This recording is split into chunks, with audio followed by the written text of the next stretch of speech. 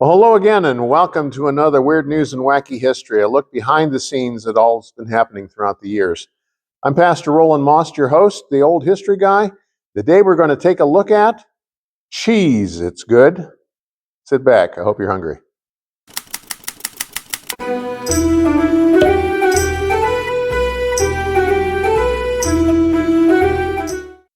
On February 10th, 1840, a huge 1/2-ton wheel of cheddar cheese was presented to Queen Victoria as a wedding gift from the cheesemakers of Somerset. Requiring the milk of 700 cows and the labor of 26 milkmaids to produce, the Queen said she preferred a more mature cheese, so the wheel was trundled away to age. Sadly, it met an inglorious end when it was broken up and fed to the hogs. But that was nothing compared to the 1,400-pound wheel given to newly inaugurated President Andrew Jackson by the New York Cheesemakers Association.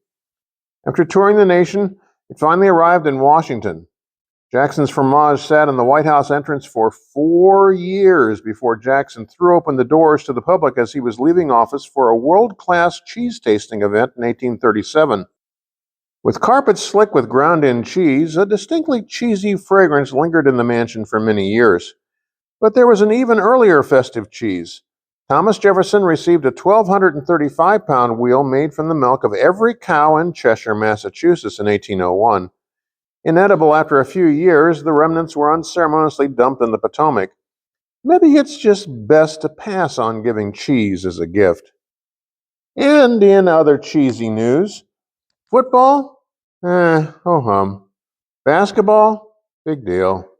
Hockey? Too cold. Baseball? So what? Let's go enjoy the other big league sport, the annual Cooper Hill Cheese Rolling and Wake in Gloucestershire, England. Never heard of this sport? Well, in a nutshell, a local delicacy, an 8-pound wheel of double Gloucester cheese is rolled downhill. Actually, a sheer embankment is a better word with a 50% gradient. 1 second later, competitors chase it downhill with the first to arrive alive at the finish line getting the cheese. The cheese can reach speeds of 70 miles per hour.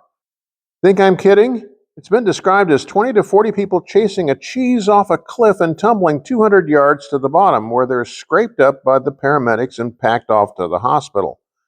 33 people were treated for injuries in 1997.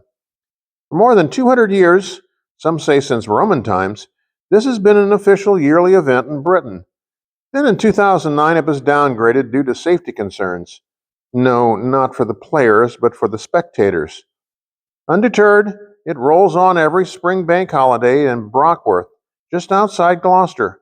Sadly, safety concerns have led to the replacing of the real cheese with a replica in 2013. Flying cheese really hurts. And this just in from our cheese crime squad.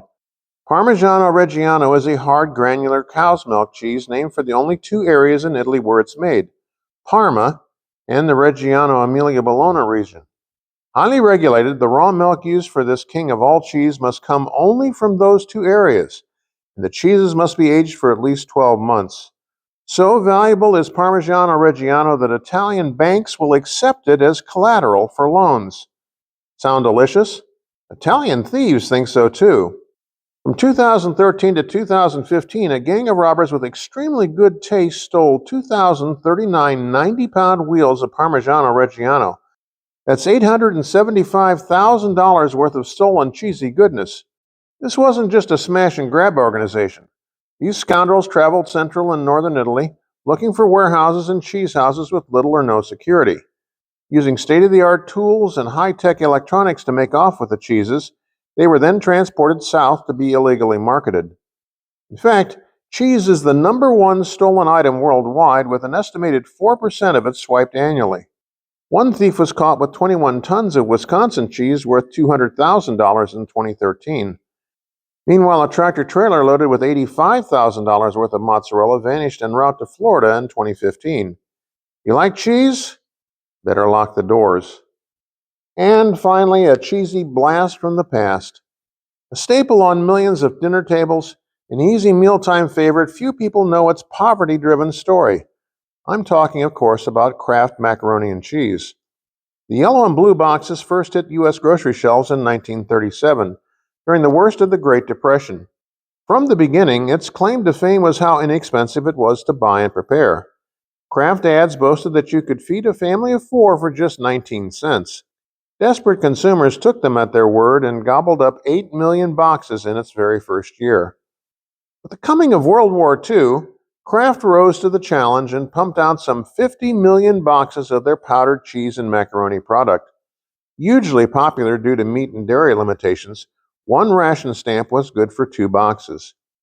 Kraft mac and cheese is a hugely popular food on college campuses, ranking right up there with pizza and ramen noodles. And just so you know, the Guinness Book of World Records for eating an entire box of cooked macaroni and cheese is 33.8 seconds. Sold in at least 50 varieties and 18 flavors worldwide, many Canadians consider Kraft mac and cheese as their national food. From rags to riches, Kraft macaroni and cheese marches on. And that's about all the time we have for this edition of Weird News and Wacky History. I'm the old history guy, Pastor Roland Moss, wishing that all your history might be just a little bit weird.